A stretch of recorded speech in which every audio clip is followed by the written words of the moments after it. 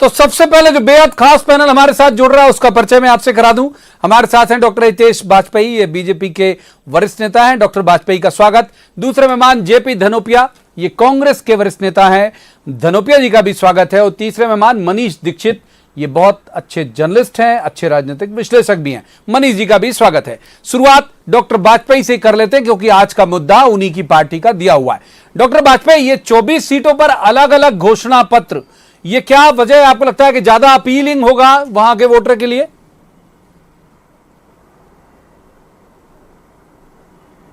देखिए, मुझे नहीं लगता कि ये सूचना आपको कहां से मिली है, क्योंकि अधिकृत रूप से अभी हम लोगों ने इस पर अलग अलग घोषणा पत्र होंगे या एक ही घोषणा पत्र में हम इन 2400 विधानसभाओं के जो स्थानीय मुद्दे हैं उनको भी एड्रेस करेंगे। इस पर अभी निर्णय होना बाकी है। लेकिन हाँ, मैं मौलिक रूप से आपकी इस बात से सहमत हूं कि ये चूंकि एक प्रकार से हम मान के चलें कि 24 चुनाव, ये पहली बार ऐसी परिस्थिति में चुनावी हम लोग जा रहे हैं, तो स्वाभाविक है कि ये सबके लिए बहुत महत्वपूर्ण है। और इन जगहों के स्थानीय मुद्दे भी हैं, तो हम उनको नकार नहीं सकते। जैसे स्थानीय मुद्दों में एक बहुत इंपॉर्टेंट विषय हो जाता है चंबल एक्सप्रेस का रोड जो बननी है। भाई, उसमें जो शिवराज जी ने डीपीआर सबमिट करी थी सरकार के दौरान, उस सरकार के बाद जब कमलनाथ जी की सरकार आई तो उन्होंने उसको रिव्यू किया। रिव्यू करने में लगभग 200 किलोमीटर, 222 किलोमीटर उसमें से उन्होंने कम कर दिया। तो उसके बाद फिर अभी जो गडकरी जी ने रिव्यू किया तो उन्होंने पुरानी डीपीआर को स्वीकृत कर दिया, जिसमें अधिक क्षेत्र ज्यादा से ज्यादा उसमें कवर होता है, क्योंकि उसके माध्यम से वो लगभग आप मान के चलिए, यदि इलेक्टोरली आप देखें तो जैसा आपने कहा ना, चुनाव की वजह से हो रहा है, तो चलिए मान लेते हैं चुनाव चंबल एक्सप्रेस यदि बनता है तो लगभग आधा दर्जन से अधिक कॉन्स्टिट्यूएंसीज ऐसी हैं जिसके लोगों को इसका फायदा होगा। उसके दोनों तरफ यदि इंडस्ट्रियल यूनिट्स लगती हैं, जैसा नितिन गडकरी ने कहा है, तो आप मान के चलिए कि पूरे चंबल क्षेत्र में एक इंडस्ट्रियल क्लस्टर बन पाएगा। और उसका जमीन अधिग्रहण का काम भी शुरू हो गया है। गडकरी जी का आग्रह है 3 महीने में उसको करके हम आगे बढ़ेंगे।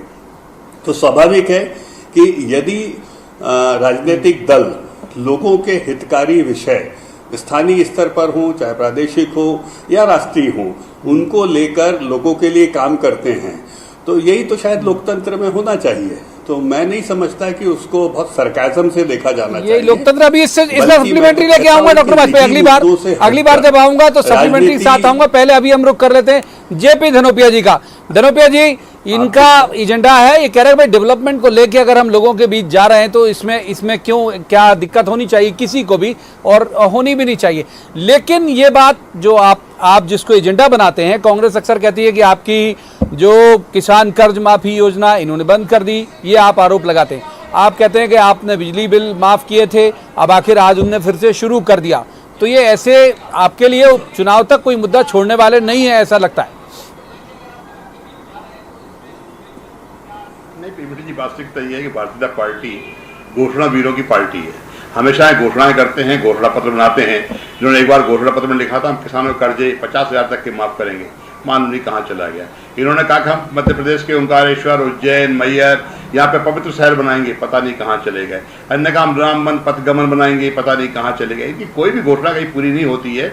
और अब ये घोषणाओं की जो बात करते हैं, ये सिर्फ घोषणाओं करते हैं। और आदरणीय मुख्यमंत्री शिवराज सिंह चौहान तो घोषणावीर के नाम पर प्रसिद्धि है। घोषणाएं करके चुनाव नहीं जीते जाते हैं, धरातल जो बात होती है सामने देखी जाती है। आप देखिए कि जैसा अभी मुख्यमंत्री जी ने कहा कि हमने 1,29,00,000 टन मैट्रिक टन गेहूं खरीदा है, रिकॉर्ड तोड़ा है। तो रिकॉर्ड तो तब टूटा ना गेहूं की फसल की पैदावार हुई है, किसके कार्यकाल में हुई है, किसने किया है? आदरणीय कमलनाथ जी ने किसानों के हित में काम किए हैं, खाद दी है, बिजली दी है, पानी दिया है, अच्छा बीज दिया है। वही तो कारण है कि आज फसल इतनी ज्यादा हुई है। तो इससे साफ लगता है कि मैं समझता हूँ कहीं ना कहीं भारतीय जनता पार्टी सब बातों में कुछ नहीं है। चंबल एक्सप्रेस वे की जो बात कर रहे हैं, ये पहले भी हो चुका है। 3 महीने में को बन जाएगा क्या? ये घोषणाएं करने में माहिर है। अरे आपको तो इस बात का जवाब देना है कि जो आपने बिकाऊ खरीदे हैं वो कहाँ इस देश को लेके जाएंगे, कहाँ इस प्रजातंत्र को लेके जाएंगे, कहाँ इस देश की मर्यादा को खड़ा करेंगे। इन सब बातों का जवाब देने के लिए हालात बनेंगे। आज भी इनकी स्थिति यह है कि भारतीय जनता पार्टी में लोग शामिल तो हो गए हैं, लेकिन सब घटों में बिखरे हुए पड़े हुए हैं। भारतीय जनता पार्टी चुनाव जीतने के लिए चाहे अलग घोषणा पत्र बनाए, चाहे एक घोषणा पत्र बनाए, मैं दावे के साथ कहता हूं मध्य प्रदेश कांग्रेस कमेटी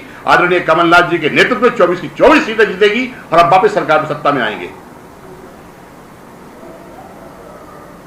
एक दो मार्जिन वैसे आपको छोड़ के चलना चाहिए, लेकिन कोई बात नहीं। मनीष जी का रुख कर लेते हैं। मनीष जी, घोषणा पत्र चुनाव जिताते हैं, बहुत लंबे वक्त से जाने कितने चुनाव आपने देख लिए, मैंने भी देख लिए, तो आपने तो देखे ही होंगे। मनीष जी, घोषणा पत्र चुनाव जिताते हैं, एक दो मार्जिन छुड़वा रहे हैं उनको।